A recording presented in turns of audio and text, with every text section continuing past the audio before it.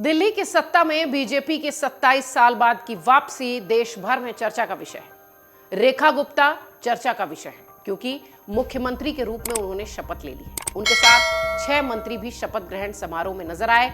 रामलीला मैदान में शपथ ग्रहण समारोह ऐतिहासिक रूप से आयोजित हुआ और अब रेखा गुप्ता प्लस 6 मंत्री दिल्ली के मंत्रिमंडल का हिस्सा हो चुके हैं। बीजेपी ने मंत्रिमंडल के चयन में हर वर्ग, हर समुदाय को प्रतिनिधित्व देने की एक स्ट्रैटेजी अपनाई है। विधायक दल की बैठक बुधवार शाम को हुई थी। पर्यवेक्षक रविशंकर प्रसाद और ओपी धनखड़ की मौजूदगी में सीएम पद के एक दावेदार प्रवेश वर्मा ने ही रेखा के नाम का प्रस्ताव रखा, जबकि आशीष सूद और विजेंद्र गुप्ता ने इसका समर्थन किया।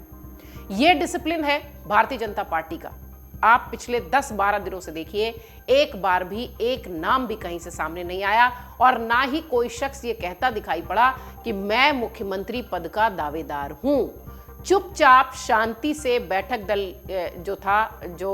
विधायक दल की जो बैठक होनी थी उसकी तारीख तय हुई और 10-12 दिनों बाद भी एक नाम जो कि सामने रख दिया गया और उसके द्वारा रखा गया जिसके की मुख्यमंत्री बनने की चर्चा सबसे ज्यादा हो रही थी, प्रवेश वर्मा। सुषमा स्वराज, शीला दीक्षित और आतिशी मार्लेना के बाद रेखा गुप्ता को अब दिल्ली की कमान दे दी गई है। चौथी महिला मुख्यमंत्री है वो दिल्ली के लिए।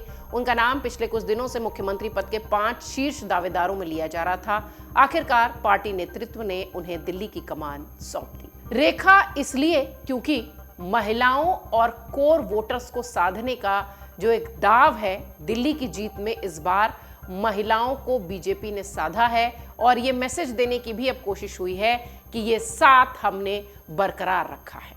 पार्टी चाहती है कि यह समर्थन आधार जो है महिलाओं का, महिला कोर वोटर्स का, ये आगे भी बना रहे।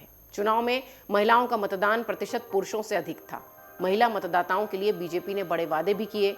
21 राज्यों और केंद्र शासित प्रदेशों में बीजेपी या उसके सहयोगियों की सरकार है, पर कहीं भी सरकार में महिला मुख्यमंत्री नहीं थी।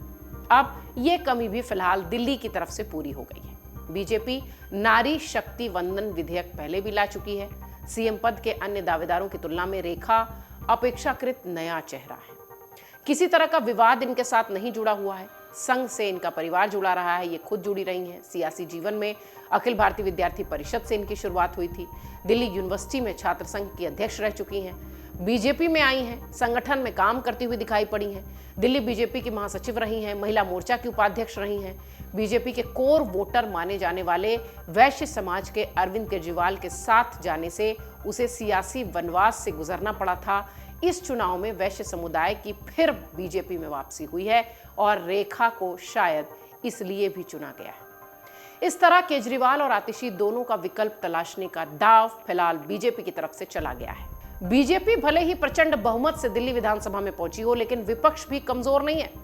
आंदोलन से उपजी आम आदमी पार्टी के 22 विधायक सदन में होंगे। कयास लगाए जा रहे हैं कि आतिशी को नेता विपक्ष के रूप में आम आदमी पार्टी पेश करेगी।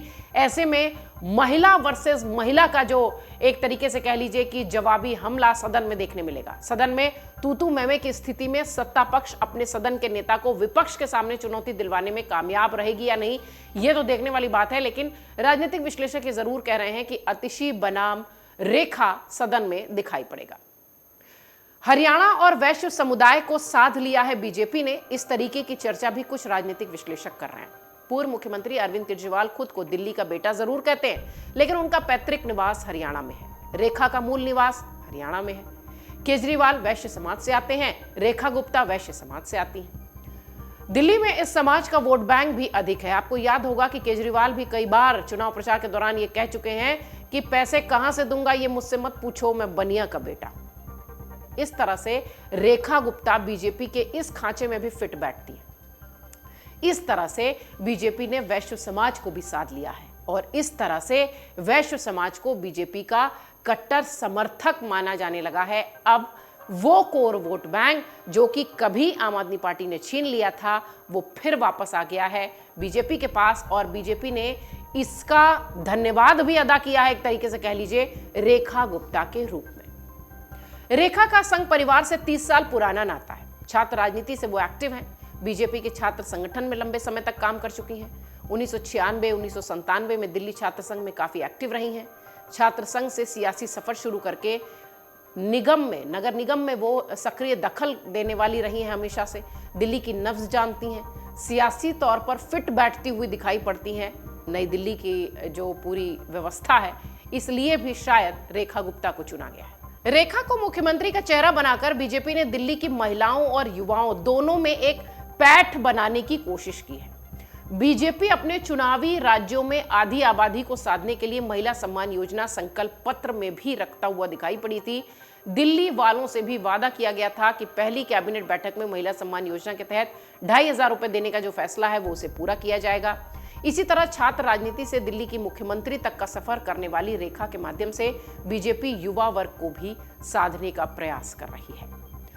प्रवेश वर्मा जो कि लगातार चर्चा में थे और प्रवेश वर्मा ने ही राधा गुप्ता के नाम को विधायक दल की बैठक में रखा, जिसका कि बाकी लोगों ने समर्थन किया। सीएम पद का जो सस्पेंस था वो फिलहाल इसी के साथ खत्म हुआ। प्रवेश वर्मा जो अब मंत्री हैं वो रेखा गुप्ता के नाम का प्रस्ताव रखते हुए दिखाई पड़े थे। अगर आप पिछले कई दिनों से देखें तो प्रवेश वर्मा ही सबसे आगे इस रेस में चल रहे थे, लेकिन फिलहाल यही बीजेपी की खासियत है और ये जो चौंकाने वाली शैली पिछले कई समय से बीजेपी दूसरे राज्यों में दिखाती रही है, लगभग दिल्ली में भी वही तस्वीर नजर आई है। रेखा गुप्ता के साथ युवाओं को, महिलाओं को, वैश्य समाज को, हरियाणा को, सबको साधते हुए बीजेपी ने एक बड़ा और अच्छा फैसला लिया है। अमर उजाला जीवांजलि के सारथी की मदद लें और महाकुंभ में स्नान जरूर करें।